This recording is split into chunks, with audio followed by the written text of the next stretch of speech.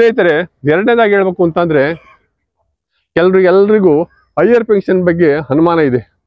Higher pension ಬಗ್ಗೆ ತಾವು ಯಾರು ಕೂಡ ಯೋಚನೆ ಮಾಡ್ತಕ್ಕಂಥ ಅಗತ್ಯ ಇಲ್ಲ. ಯಾಕೆ ಅಂತ ಅಂದ್ರೆ ಮಾನ್ಯ ಸರ್ವೋಚ್ಚ ನ್ಯಾಯಾಲಯದಲ್ಲಿ ಸ್ಪಷ್ಟವಾಗಿ ಹೇಳಿದ್ದಾರೆ, 2014 ನಂತರ ಇರ್ತಕ್ಕಂಥವ್ರಿಗೆ ಎಲ್ರಿಗೂ ಕೂಡ ನಾವು ಪೆನ್ಷನ್ ಕೊಡ್ತೀವಿ ಅಂತಕ್ಕಂಥ ಮಾತನ್ನು ಅವ್ರಾಗಲೇ ಹೇಳಿದ್ದಾರೆ. ಈಗಾಗಲೇ KMF ನಲ್ಲಿ 480 ಜನ ಹೈಯರ್ ಪೆನ್ಷನ್ ತಗೋತಾ ಇದ್ದಾರೆ.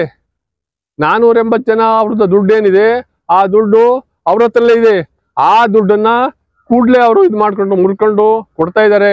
ಆದರೆ ಈ ನಿವೃತ್ತ ನೌಕರರಿಗೆ ಸಂಬಂಧಪಟ್ಟಾಗೆ ಅವರು ಮೀನಾವೇಶ ಯಾಕೆ ಕೇಳಿಸ್ತಾ ಇದ್ದಾರೆ ಅಂತಂದ್ರೆ, ಉದ್ದೇಶಪೂರ್ವಕವಾಗಿ ಡಿಲೇ ಮಾಡಬೇಕು, ಈ ನಿವೃತ್ತ ನೌಕರರ ಸಂಖ್ಯೆ ಕಡಿಮೆ ಆಗಬೇಕು ಅನ್ನೋ ಉದ್ದೇಶದಿಂದ ಅವರು ಡಿಮ್ಯಾಂಡ್ ನೋಟಿಸ್ ಕೊಡ್ತಾ ಇಲ್ಲ.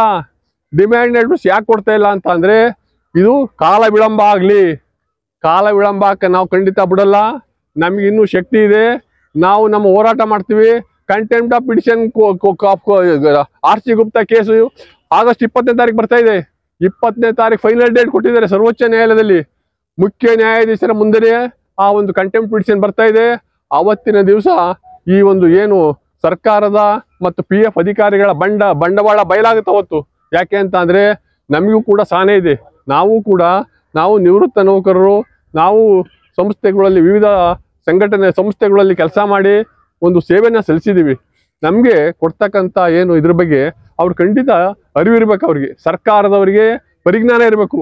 ಏನು ಈ ನಿವೃತ್ತ ನೌಕರಿಗೆ ಈ ರೀತಿ ಮೋಸ ಮಾಡಲಿಕ್ಕೆ ಯಾವುದೇ ಕಾರಣದಲ್ಲೂ ಅವಕಾಶ ಇಲ್ಲ.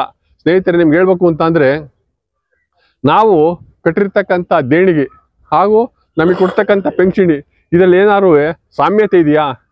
ಯಾವುದೇ ಕಾರಣದಲ್ಲೂ ಯಾರು ಕೂಡ ಒಪ್ಪಲ್ಲ ಇದನ್ನ. ನಮಗೆ ಬರ್ತಕ್ಕಂಥ ಪೆನ್ಷನ್ ಕನಿಷ್ಠ 7,000ದಿಂದ 8,000 ರೂಪಾಯಿ ಬರಬೇಕು. ಆ ದೃಷ್ಟಿಯಿಂದ ಸ್ನೇಹಿತರೆ, ನಾನು ಈಗಲೇ ಹೇಳ್ತಾ ಇದ್ದೀನಿ, ಅವ್ರಿಗೆ ಯಾವುದೇ ಕಾರಣದಲ್ಲೂ ಡಿಲೇ ಮಾಡೋದ್ರಿಂದ ಖಂಡಿತ ಅವ್ರಿಗೆ ತೊಂದರೆ ಆಗುತ್ತೆ ಅಂತಕ್ಕಂಥ ಮಾತನ್ನ ಹೇಳ್ತೀನಿ.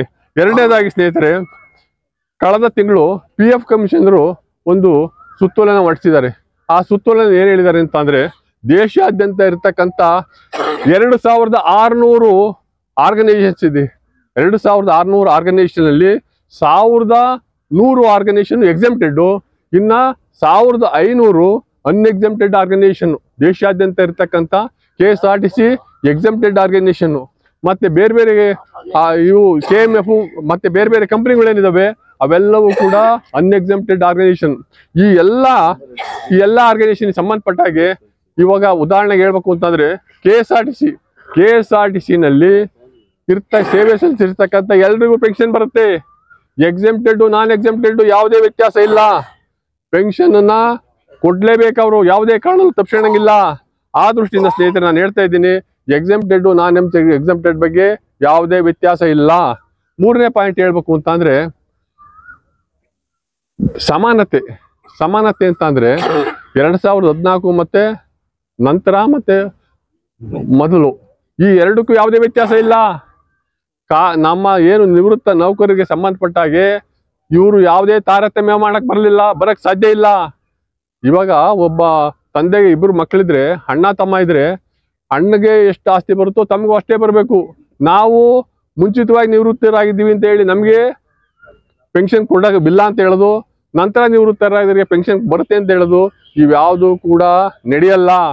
RC ಗುಪ್ತಾ ಜಡ್ಜ್ಮೆಂಟ್ ಅಪ್ಲೈ ಆಗುತ್ತೆ ನಮಗೆ.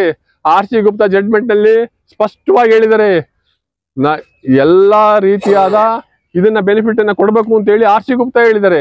ನಂತರ 2014ಕ್ಕೆ ಸಂಬಂಧಪಟ್ಟ ಹಾಗೆ ಸುನೀಲ್ ಕುಮಾರ್ ಪ್ರಕರಣ ಅನ್ವಯ ಆಗುತ್ತೆ. ಆ ದೃಷ್ಟಿಯಿಂದ ಸ್ನೇಹಿತರೆ, ಇದರಲ್ಲಿ ಯಾವುದೇ ರೀತಿಯಾದ ತಾರತಮ್ಯ ಮಾಡಕ್ಕೆ ಅವಕಾಶ ಇಲ್ಲ.